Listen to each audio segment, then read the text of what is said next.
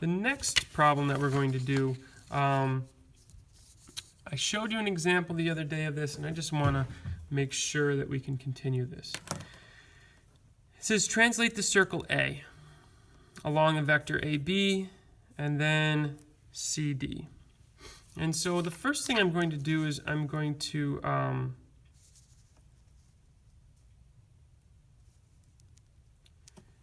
use a transparency just so we can kind of see exactly what's going to happen. So I have my circle, doing my best to make a perfect circle.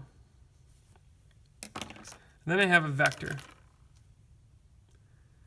So basically what I want to do is I want to travel from point A and finish up at point B. And so this is what the initial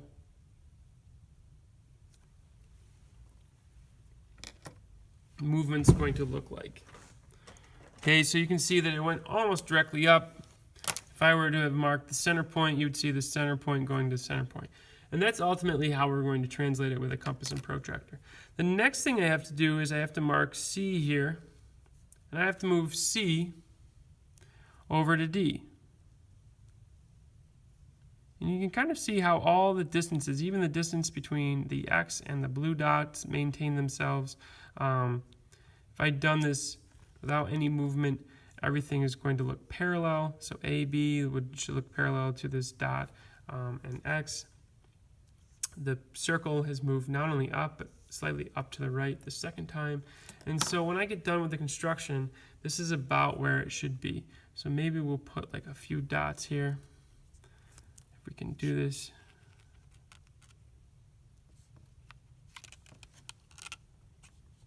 Without messing it up, so I need to move that just more to the right. All right, so now I can see that it's directly on. So these are my goal dots. When I get done translating, my image should look directly on there. Now you might be wondering, this looks really difficult. Okay, and I don't blame you. So here's what you have to do. The first thing you have to do is identify the center of the circle. The center of the circle can be really difficult to pinpoint. And so what we do is we build just one chord. And then there's a property about circles that if I can construct a perpendicular bisector to that chord, that it'll go right through the diameter. So here we go, perpendicular bisector to the chord. And we'll go into this much, much later. And so now I have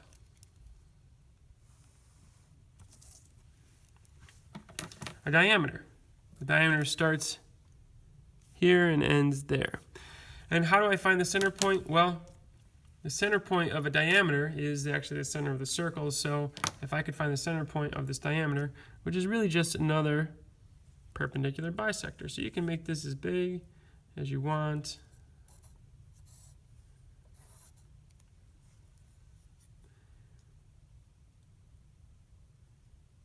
But ultimately, I'm just making a perpendicular bisector, which we've done several times in class already. And so here we go.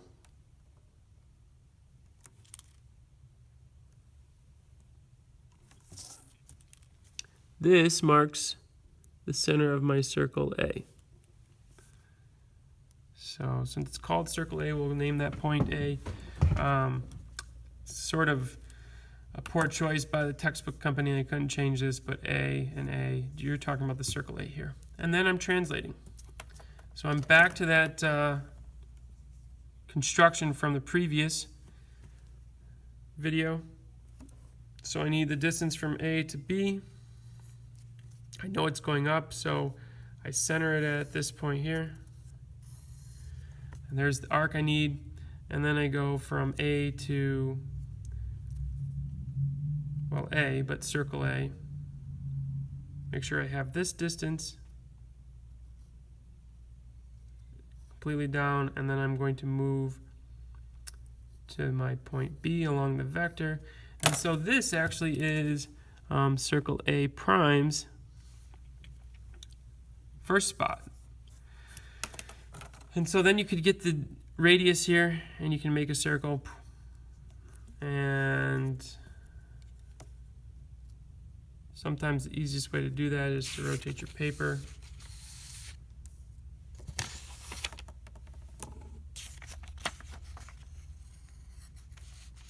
And so now that's the image. Okay, so we're getting closer. So the edge of my circle eventually needs to get over here if I had done this right based on the transparency. And then the next one I'm going to do, again, the video went a little bit slower, so I'm going to get the distance from C to D. I'm going to center that at the new point, and then I'm going to work from C to this A prime.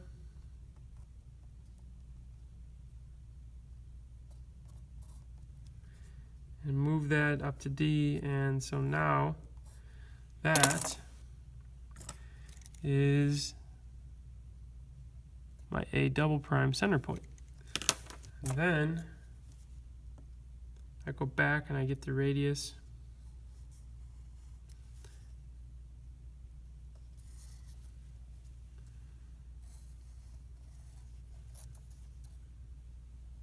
Oop, I moved my pencil a little bit. All right, so double check everything when you're doing it.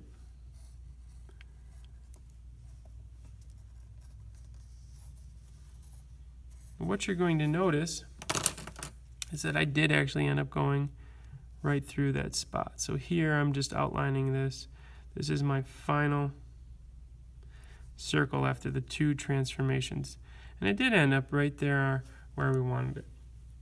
Okay? So, did the size or shape of the figure change after performing this sequence? And I hope you realize that it didn't. And the reason why it didn't is so neither the size nor shape changed. So I started to say why, the explanation. Translations preserve angle measures and distances.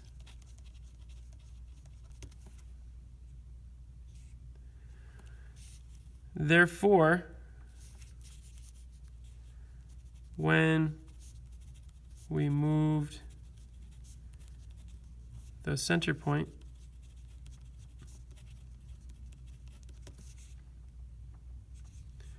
the radius stayed the same, resulting in the same sized circle. Okay, we're almost done.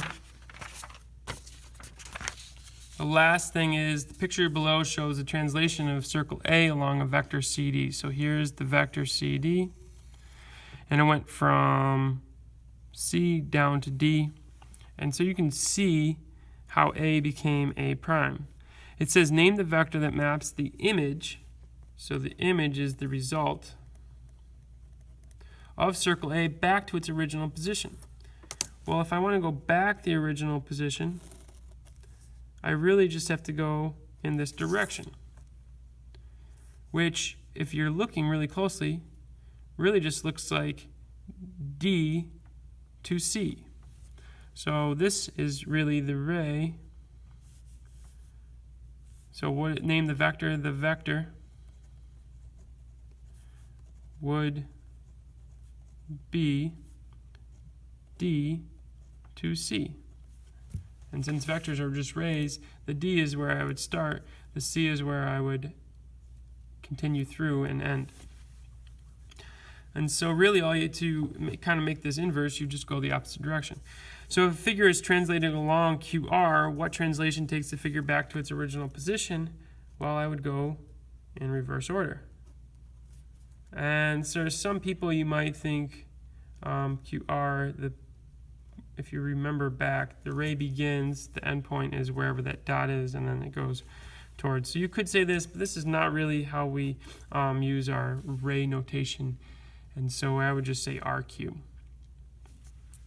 Okay, you may want to pause the video so that you can write down, these are the lesson summaries.